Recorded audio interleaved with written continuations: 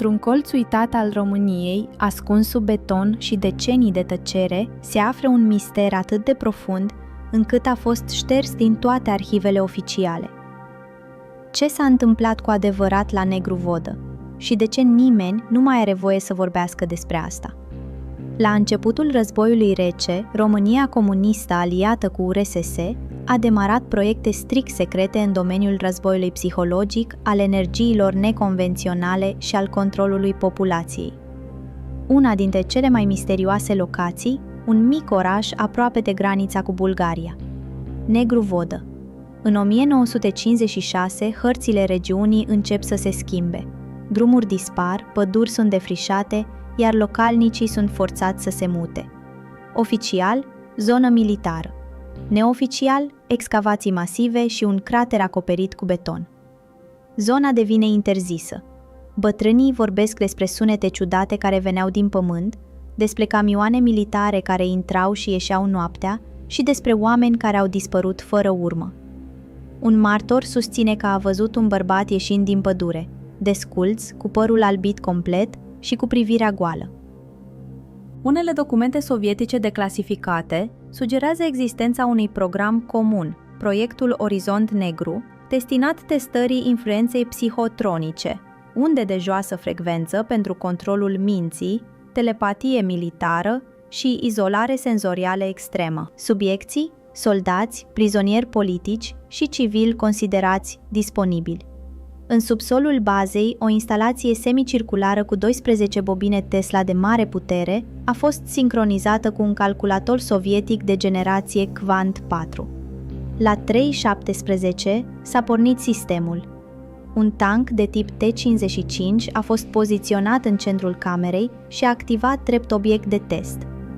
După 12 secunde de activare, echipamentele radar și camerele optice au început să prezinte artefacte vizuale și rupturi temporale. Unul dintre tehnicieni, locotenent Mihai C., a pășit prea aproape de câmpul de distorsiune.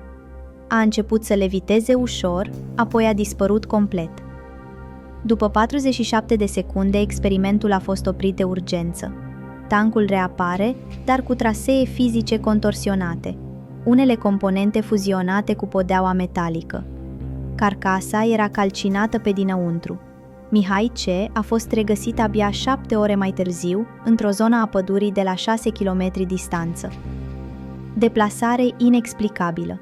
Era incoerent, repeta fraze în limba rusă, deși nu o cunoștea. Ochii lui erau complet albi.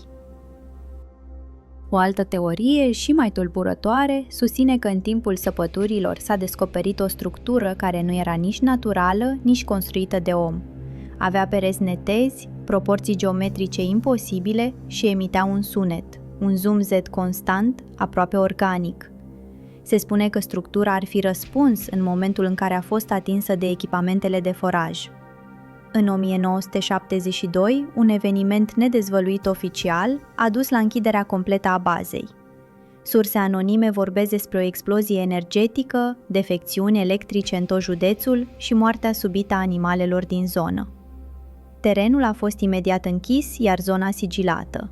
Explicația oficială: scurgere de gaze toxice. Perimetrul a fost izolat, iar toți cei implicați au fost mutați sau reintegrați. În anii 80, peisajul fusese complet modificat. Accesul civililor a fost interzis sub pretextul existenței de mine active. Dar sub acel deal banal din Negru Vodă, ceva a fost sigilat pentru totdeauna. Unii cercetători susțin că Negru Vodă nu e un caz izolat. Masivul Bucegi, Ceahlăul, Munții Godeanu, toate ar forma o rețea energetică străveche. Conform unor texte ezoterice, dacii venerau aceste locuri ca pe porți către alte lumi. Este Negru Vodă unul dintre aceste noduri sacre redescoperit de regimul comunist? A fost un simplu proiect militar, un experiment psihologic sau o tentativă de a accesa un plan al realității pe care omenirea nu e pregătită să-l înțeleagă? Nimeni nu poate spune cu certitudine.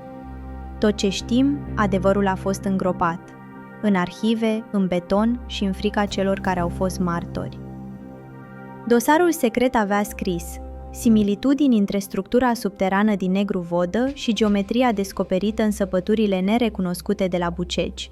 vezi dosar 6B SFINEX, sugerez clasificarea fenomenului drept axă carpatică, rețea energetică necunoscută, posibil de origine preistorică.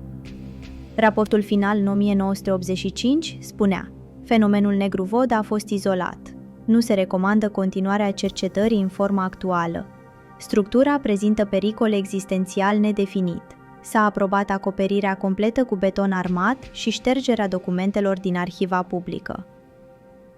În 2010, un grup de exploratori urbani a încercat să filmeze în zonă.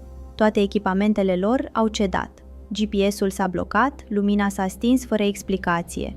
Au spus că au simțit o prezență, că nu erau singuri. Și toți au simțit același lucru. Parcă locul respira și privea. Dacă este prima dată când auzi despre experimentul negru vodă, nu va fi și ultima. Abonează-te pentru mai multe mistere interzise ale României. Și spune-ne în comentarii, crezi că sub negru vodă este doar un mister?